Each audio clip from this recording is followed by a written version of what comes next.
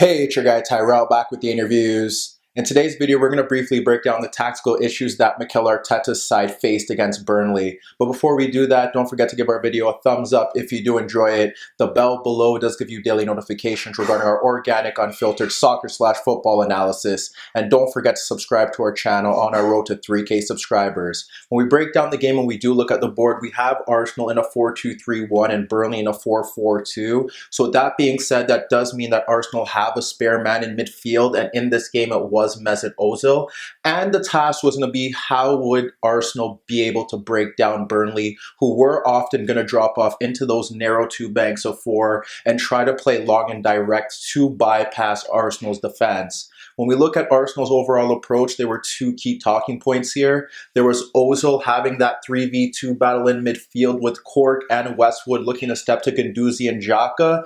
Then the other key talking point was stemming down the left-hand side where Aubameyang and Saka posed a legitimate threat towards goal. When we look at Burnley to start, like I said, they were in that 4-4-2, dropping off into two narrow banks. And how they looked to press was very simple. They had Wood and Jay Rodriguez stepping out to the center backs, McNeil and Hendrick pushing out into the path of the fullbacks, and then they had Westwood and Cork stepping into the path of Guendouzi and Xhaka.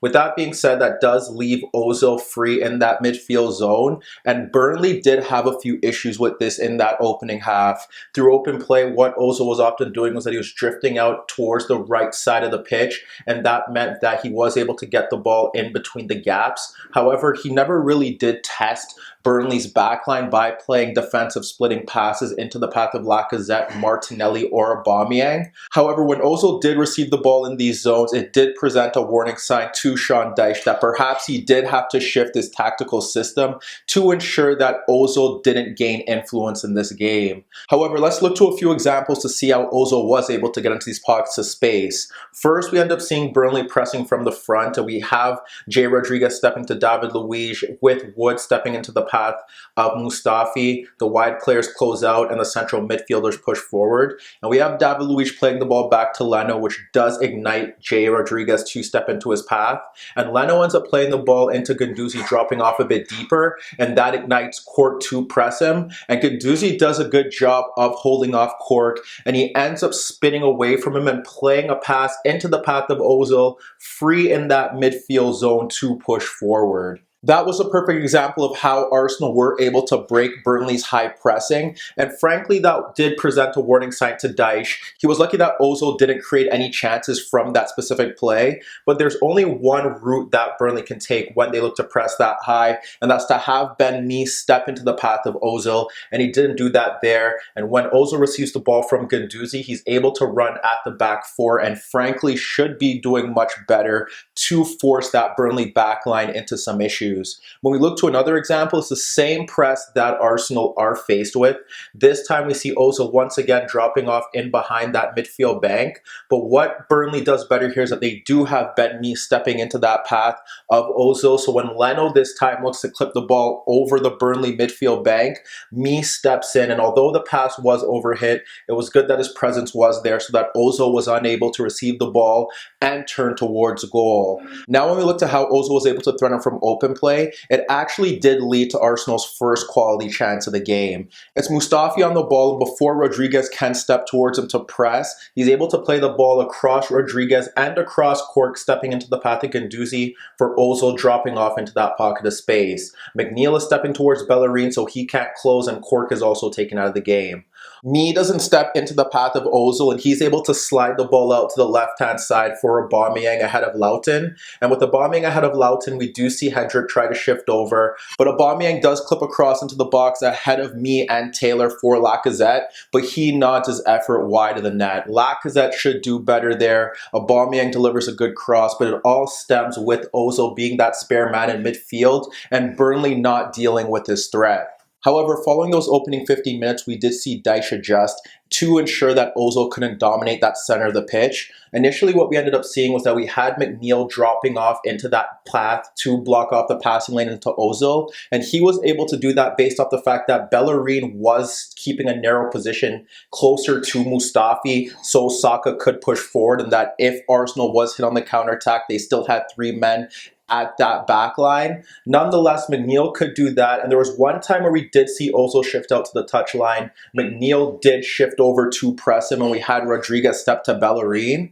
But as long as Bellerin wasn't pushing forward, McNeil could drop off into that position to ensure that Ozil couldn't pick up the ball in that gap. And the other option that Arsenal could take was that if McNeil did step into the path of Bellerin, we saw Hendrick shift over to close Xhaka, which would see the midfield line shift across. So if Hendrick does step into the path of Xhaka, we would see Westwood stick to Guendouzi, and we would see Cork shift over to Ozil. And that's how they look to cope with Ozil's threat. And following those opening 15 minutes, he struggled to influence the game from open play or when Burnley was pressing high. The other area of attack where Arsenal were able to find joy was down that left-hand side. We saw it in their first legitimate chance created by Ozil, and as the half continued, we ended up seeing Saka and Aubameyang involved in some of their better chances. Initially, what we end up seeing is Xhaka slide the ball across Hendrick into the path of Saka on the overlap. And with Aubameyang drifting central to drag out Loughton, it allows Saka to deliver a quality cross beyond the center backs and into the path of Martinelli. But Taylor did a good job of tracking that ball, and he cleared danger for a corner kick. The other two chances where we saw Arsenal get in behind that Burnley backline stemmed through Aubameyang's movement. He often did look to drift central so Saka could push forward, and he positioned himself in between Tarkowski and Loughton. For the first opportunity, we ended up seeing David Luiz pressed by Jay Rodriguez, and Luiz played a quality reverse long ball over the top of the defense for Aubameyang to break in beyond Loughton. And before Tarkowski can come across, we did see Aubameyang poke his effort wide of the net. And the other example did see Burnley drop off much deeper in that narrow 4-4-2, and Bellerin squared the ball into the path of Xhaka. And before the reluctant Cork or Hendrick could step into the path of Xhaka, he ended up once again clipping that long ball over the top of the Burnley defense for Aubameyang darting across Loughton, and Pope came off his line, and when Aubameyang tried to chip it over him, Pope was able to palm it away. But in that first half, Burnley's pressing and overall shape did cause Arsenal a few issues, but they were able to bypass it down the left-hand side, and when Ozil was showing signs of making an impact in that 3v2 battle in midfield before Dyche did adjust. So when we look to Burnley, they struggled to create chances from open play based off the fact that Arsenal's pressing was positive here. They had Ozil and Lacazette pressing the center backs, the wider players closing down, and then they still had enough players in midfield with Ozil stepping to the center backs to ensure that Cork and Westwood couldn't dominate the center of the pitch. Burnley's chances did stem from Arsenal breakdowns or them being able to win long balls over the top. When we look to the first chance they do create, it ends up stemming with Tarkowski being pressed by Lacazette, splitting Lacazette and Aubameyang, who was pressing Loughton, to find Hendrick ahead of Saka and Xhaka. When Hendrick does get on that ball, he ends up playing a long ball into the path of Wood, drifting across the box ahead of Bellerin and Mustafi. And when Wood brings that ball down, he ends up laying it off to Rodriguez, who fires a 25-yard effort on goal that Leno does push away. The second example stems down the left-hand side is Lacazette pressing Mee, and with Martinelli and Taylor taken out of the game following a challenge, Mee ends up playing the ball across Ozil into the path of McNeil. McNeil is able to push forward because we do have Cork ahead of Bellerin, and McNeil plays an early ball across Wood, across Saka, and across Mustafi into the path of Hendrick, who opens up his body, but he curls his effort wide of the net. When you break down that first half as a whole, Arsenal did have that 3v2 battle, and they looked to exploit it through Ozil. But once Burnley did shut that down with McNeil dropping off a bit narrow or Hendrick dropping off a bit narrow and having the midfield shift across, Arsenal still had a legitimate route to goal through Saka and Aubameyang. And frankly, Aubameyang should have done better with those balls over the top, and Lacazette did miss a golden opportunity. Burnley attacked and defended as we expected, and they did get into a few good areas, but poor finishing did let them down. And frankly, their defensive aspect to that game did allow Arsenal to create chances. But when you look at it, they would be happy going into halftime 0-0, given the fact that Aubameyang and Lacazette did get into good areas. So when we look to the second half, Arteta was forced into a change, bringing on Lucas Torreira for Saka, which did push Xhaka into into a left back role. That did take away from Arsenal's main attacking threat down the left-hand side, because with Xhaka not looking to push forward down the left, it allowed Hendrick to drop off and ensure that Lowton did have protection against Aubameyang. And when Aubameyang did receive the ball in that zone, he was often in a 1v2. And the same predicament occurred when Martinelli and Aubameyang did swap flanks. So taking away that threat from Arsenal did help Dyche in that second half. And with Bellerin and Xhaka not pushing forward as often as you would like them to, that did take away from Arsenal's attack. Burnley did a good job of pressing from the front as well, with Wood and Rodriguez stepping towards the Arsenal center backs, but blocking off the passing lanes into Guendouzi and Lucas Torreira. And even if the ball did get to those Arsenal midfielders, we did see Cork and Westwood continue to press from the front, and that ensured that Arsenal struggled to build out of the back.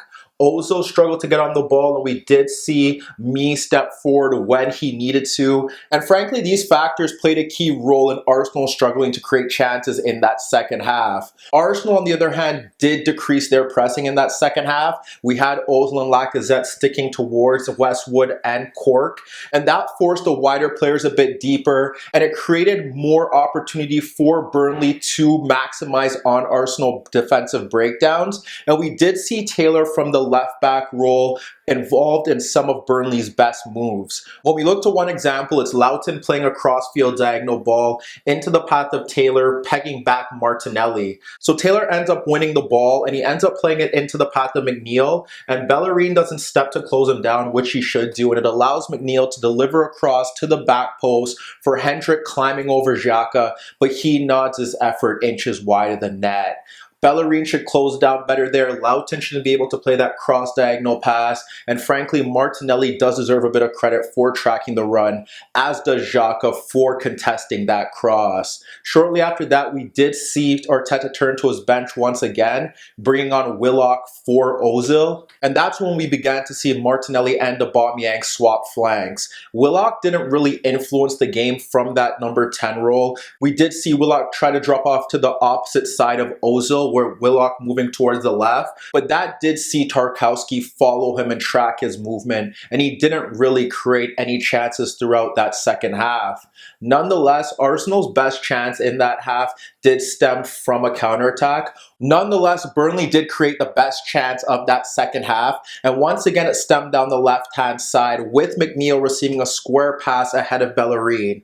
McNeil receives that square pass, and he locates Taylor making an overlapping run in beyond Aubameyang, and he plays the ball into Taylor, who delivers a cross into the Arsenal box that Xhaka clears back into the right channel. He clears it into the path of Hendrick, and although he does a good job of blocking the initial cross, Hendrick is able to drop off the ball to Westwood, shifting laterally into that right channel. With Westwood shifting laterally into that right channel, what we see in Arsenal's box is that Bellerin does leave his marker to get closer to Wood and Mustafi. So with leaving Aubameyang free in that box, what we end up seeing here is that Westwood delivers that cross to the far post, and McNeil towers over Aubameyang, who was left free in that box by Bellerin. And what happens there is that McNeil nods that ball across Aubameyang into the path of Jay Rodriguez running off David Luiz, and from point blank range he directs that ball off the crossbar and down.